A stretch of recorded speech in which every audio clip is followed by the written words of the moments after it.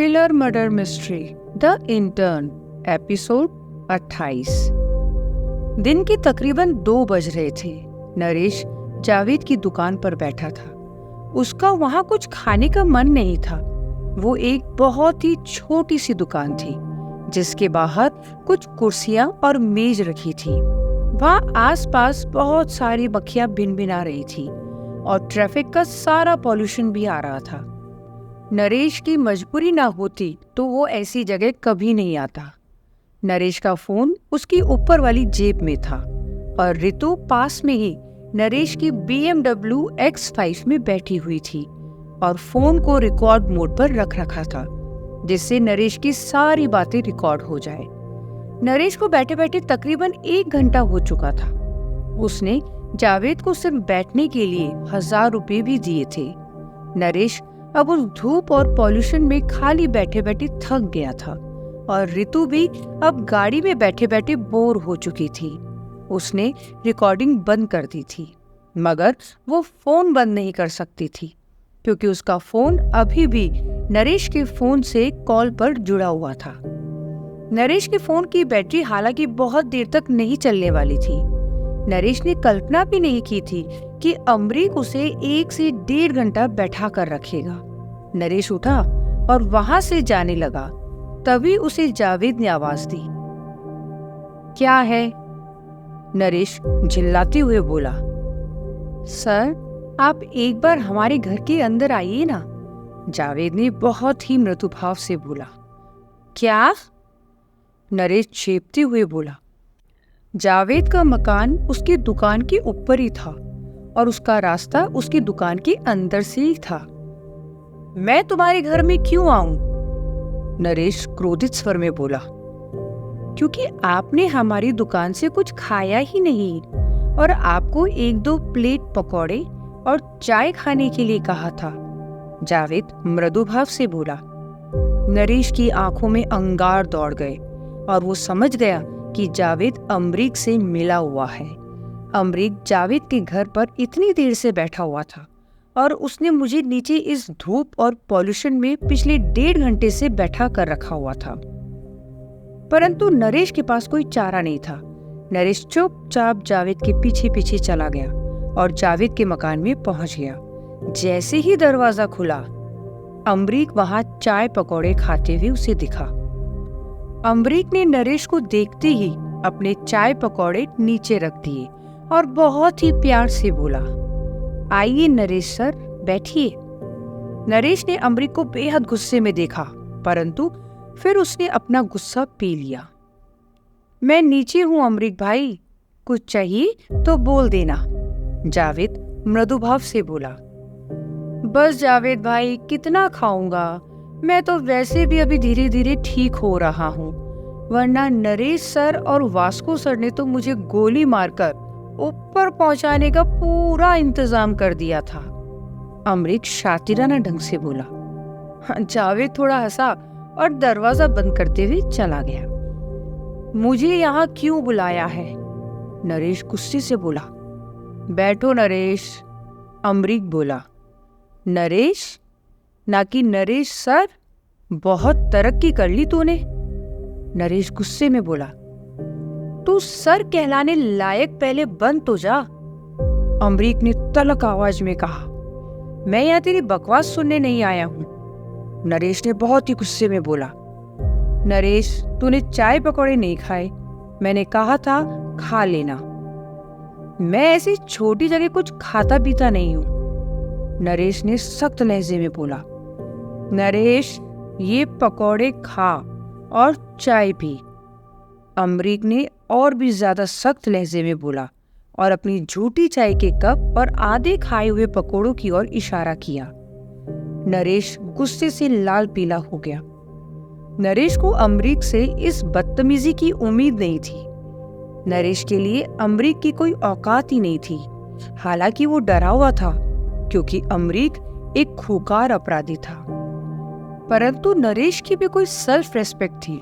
वो दरवाजा खोलने का प्रयास करने लगा परंतु दरवाजा बाहर से बंद था। नरेश, अमरीक ने बहुत ही खूंखार लहजे में बोला। उसका लहजा इतना ज्यादा सख्त और तल्खिया था कि किसी की भी रूह कपा दे। नरेश डर गया।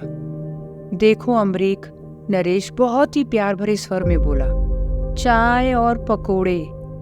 अमरीक ने अपने झूठे कप और आधे खाए पकोड़े की तरफ इशारा करते हुए बोला। नरेश वहां पास ही रखी हुई कुर्सी पर बैठ गया और उसने वो पकोड़े खा लिए और एक ही घूंट में चाय भी पी ली।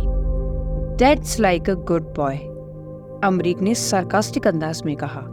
नरेश की आंखों में अंगार था, परंतु उसने कुछ भी नहीं कहा और चुप ही रहा। चलो एक बात बताओ, तुम अभिषेक को जानते थे? अमरीक ने एक कुटिल मुस्कान के साथ पूछा। नरेश को समझ नहीं आया कि अमरीक क्या कहना चाहता है। अरे वो ही अभिषेक जिसे मैंने मार डाला था, याद नहीं? क्राइम में वास्को की कैबिन में तू और वास्को मुझसे पूछ रहे थे कि मैंने अभिषेक को क्यों मारा। अमरीक ने कुटिलतापूर्वक कहा।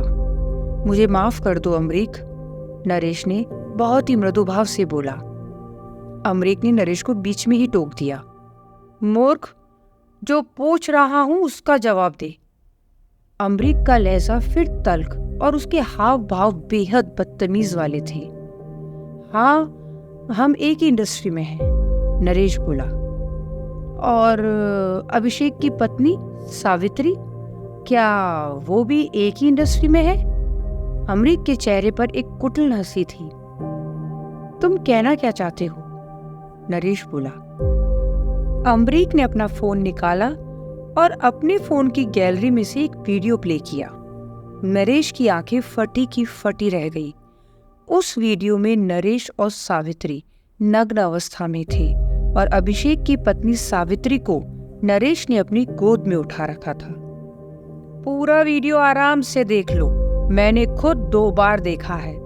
तुम लोगों ने ऐसे ऐसे कारनामे किए हैं जो शायद कोई प्रोफेशनल भी मुश्किल से कर पाएगा। अमरीक ने बेहद बदतमीजी और बेअदबी से बोला। उसके चेहरे के हाव भाव उसकी बातों को और भी घिनौना रूप दे रहे थे। नरेश का चेहरा पीला पड़ गया। ये अमरीक चीज क्या है? उसे कैसे पता चल गया कि अभिषेक की पत्नी के साथ उसके अवैध संबंध थे? और ये वीडियो कहां से आ गया?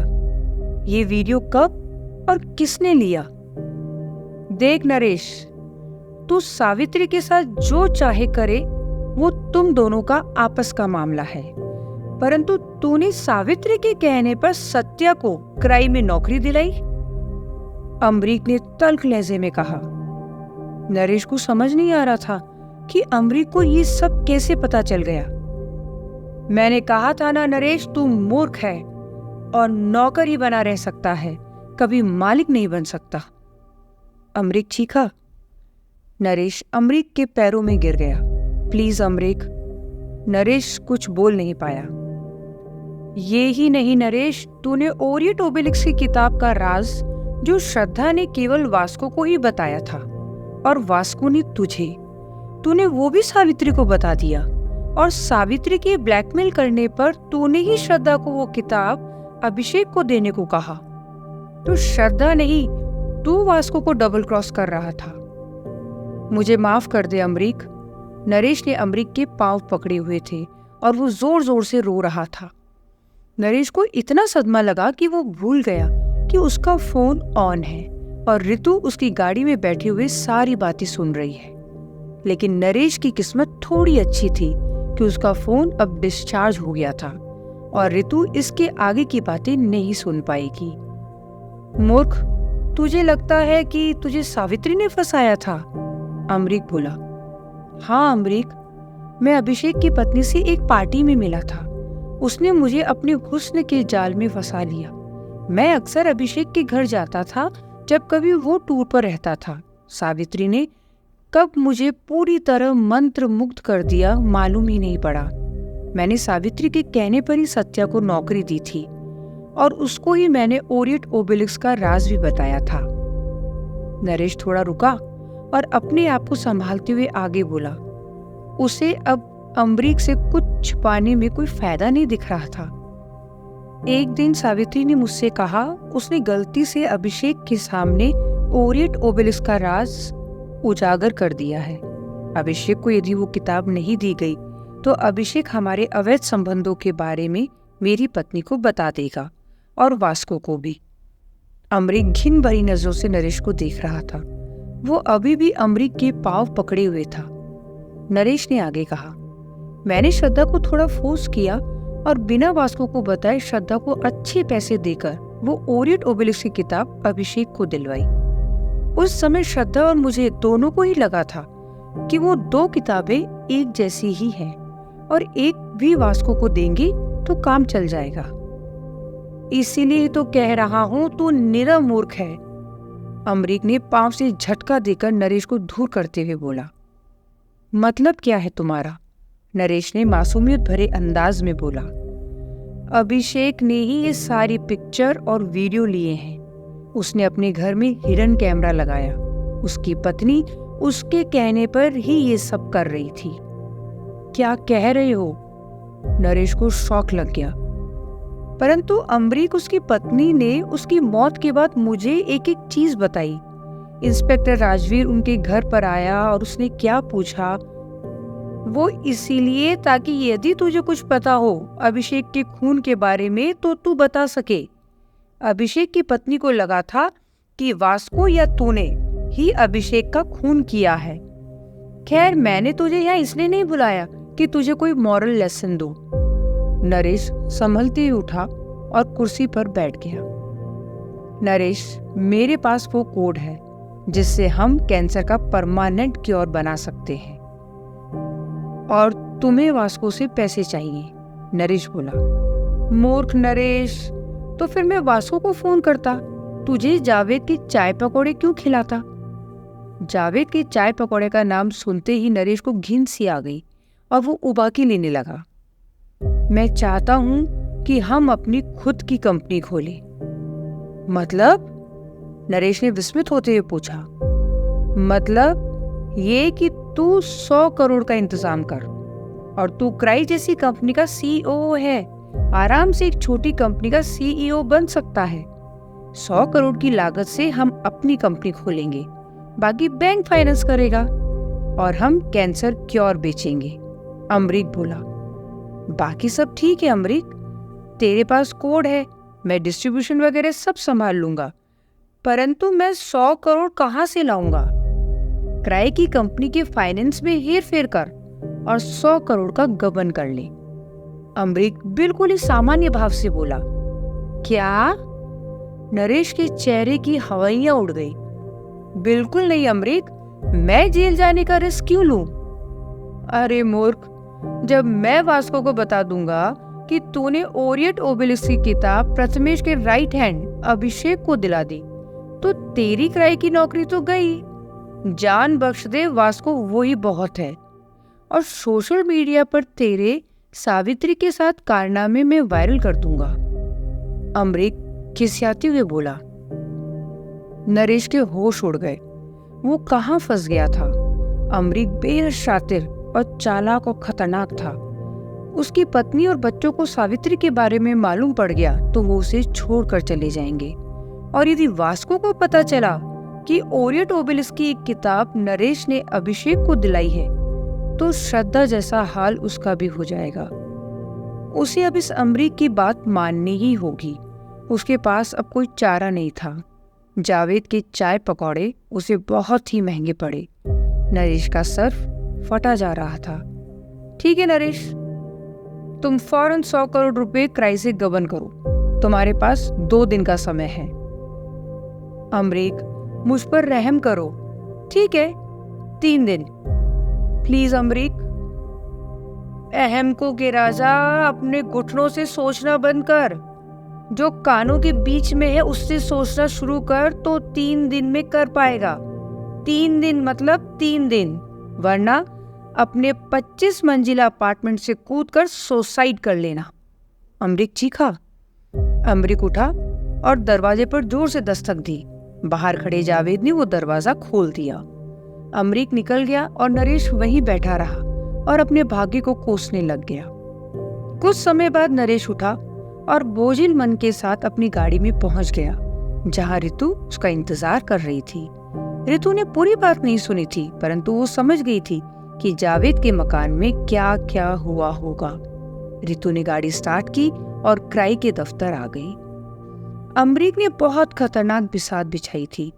वो किसके इशारे पर काम कर रहा था ये समझना मुश्किल था। ये कहानी अब एक खतरनाक मोड़ ले चुकी थी।